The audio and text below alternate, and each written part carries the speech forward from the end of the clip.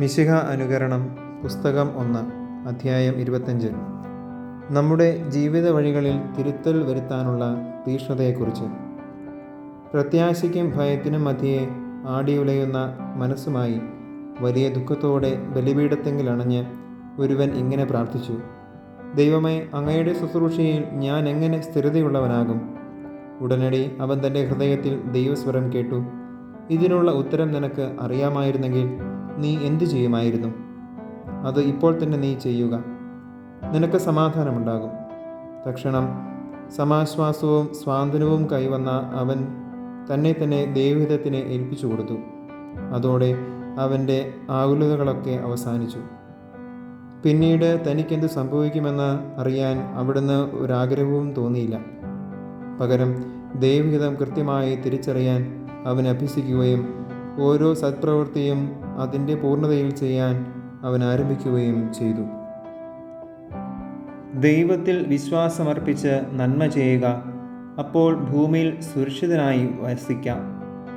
കർത്താവിൽ ആനന്ദിക്കുക, അവിടുന്ന് നിൻ്റെ ആഗ്രഹങ്ങൾ സാധിച്ചു തരും എന്നാണ് സങ്കീർത്തകൻ പ്രസ്താവിച്ചിട്ടുള്ളത്.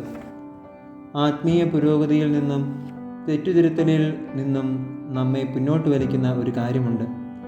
ആത്മീയ പോരാട്ടത്തിന് ആവശ്യമായ അധ്വാനം ഏറ്റവും ദുഷ്കരവും തങ്ങളുടെ സ്വാഭാവിക പ്രകൃതിക്ക് വിരുദ്ധവുമായ കാര്യങ്ങൾ ചെയ്യാൻ വീരോചിതമായി പരിശ്രമിക്കുന്നവരാണ് പുണ്യ സമ്പാദനത്തിൽ മറ്റുള്ളവരേക്കാൾ മുന്നേറുന്നത്. തന്നെത്താൻ ജയിക്കാനും ആത്മനിഗ്രഹം ചെയ്യാനും ഒരുവൻ അങ്ങേയറ്റം പരിശ്രമിക്കുമ്പോൾ അവൻ കൂടുതൽ നേട്ടം കൊയ്യുകയും കൂടുതൽ കൃപ നേടുകയും ചെയ്യും. എന്നാൽ അയോഗ്യനും ഹീനനുമായ എന്നെ അങ്ങയുടെ ദാസരിൽ ഒരുവനായി സ്വീകരിക്കാൻ അങ്ങ് കാണിച്ച ദയാവാത്സല്യം എത്രയോ ഉന്നതവും വിസ്മരണീയവുമാണ്. അങ്ങയെ സേവിക്കുന്നതും അങ്ങേ പ്രതി സമസ്തവും വെറുത്തുപേക്ഷിക്കുന്നതും അങ്ങയെ താൽപ്പര്യപൂർവ്വം ശുശ്രൂഷിക്കുന്നതും ഏറ്റവും ശ്രേഷ്ഠവും ഉന്നതവുമായ കാര്യമാണ്. എന്നാൽ ഇന്ദ്രിയ നിഗ്രഹം നടത്താനും പ്രലോഭനങ്ങളെ മറികടക്കാനും എല്ലാവർക്കും ഒരേ ക്ലേശമല്ല അനുഭവപ്പെടുന്നത്. ആത്മനിയന്ത്രണത്തിൽ മുന്നോട്ട് നിൽക്കുമ്പോഴും പുണ്യസമ്പാദനത്തിൽ മന്ദത പുലർത്തുന്നവനേക്കാൾ പുരോഗതി നേടുന്നത് അനേകം ദുരാശകൾക്ക് അധീനനെങ്കിലും ഉത്സാഹവും തീക്ഷ്ണതയുള്ളവനുമത്രേ.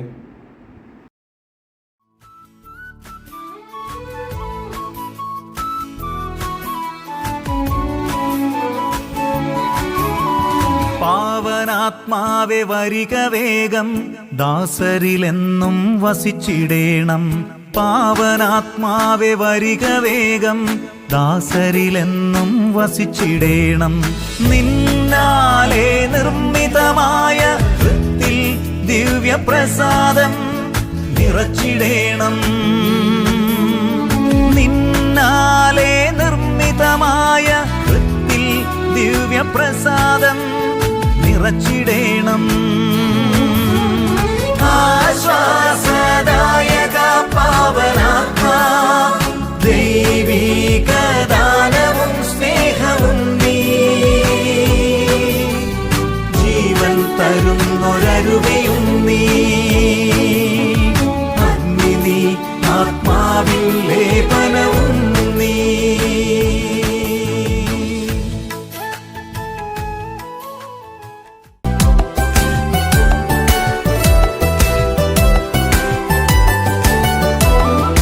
പ്രഭയോലും സമുദ്രതാരമേ സ്വസ്തി, ദൈവമാതീ നീ അനുഗ്രഹീത. പാപലേശമേശിടാത്ത കന്യേ ധന്യേ, സ്വർഗവിശ്രാന്തി തൻ കവാടമേ നീ. ഗബ്രിയേലന്ന് സ്വസ്തി ചൊല്ലി, മോദമോടതു നീ സ്വീകരിച്ചു. ശാന്തിയുറപ്പേകിയല്ലോ ഹവ്വതൻ നാമം മാറ്റി കുറിച്ചതന്നേ. സമുദ്രതാരമേ സ്വസ്തി, ദൈവമാതീ നീ അനുഗ്രഹീത. പാപലേശമേശിടാത്ത കന്യേ ധന്യേ, സ്വർഗവിശ്രാന്തി തൻ കവാടമേ നീ.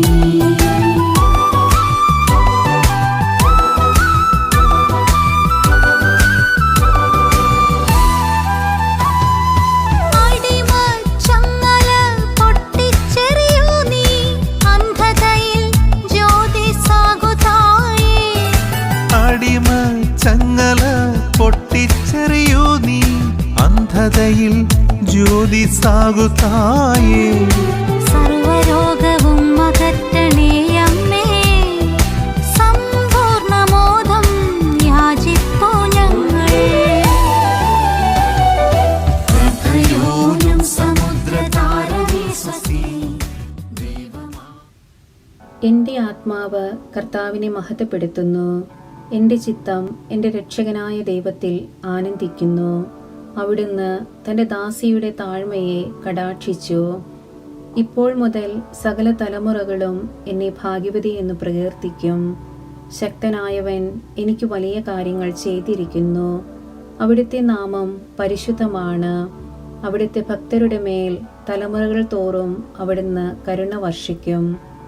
അവിടുന്ന് തൻ്റെ ഭുജം കൊണ്ട് ശക്തി പ്രകടിപ്പിച്ചു. ഹൃദയവിചാരത്തിൽ അഹങ്കരിക്കുന്നവരെ ചിതറിച്ചു. ശക്തന്മാരെ സിംഹാസനത്തിൽ നിന്നും മറിച്ചിട്ടു. എളിയവരെ ഉയർത്തി. വിശക്കുന്നവരെ വിശിഷ്ട വിഭവങ്ങൾ കൊണ്ട് സംതൃപ്തരാക്കി. സമ്പന്നരെ വെറും കൈയോടെ പറഞ്ഞയച്ചു. തൻ്റെ കാരുണ്യം അനുസ്മരിച്ചുകൊണ്ട് അവിടുന്ന് തൻ്റെ ദാസനായ ഇസ്രായേലിനെ സഹായിച്ചു. നമ്മുടെ പിതാക്കന്മാരായ അബ്രാഹത്തോടും അവൻ്റെ സന്തതികളോടും എന്നേക്കുമായി ചെയ്ത വാഗ്ദാനം അനുസരിച്ചു തന്നെ.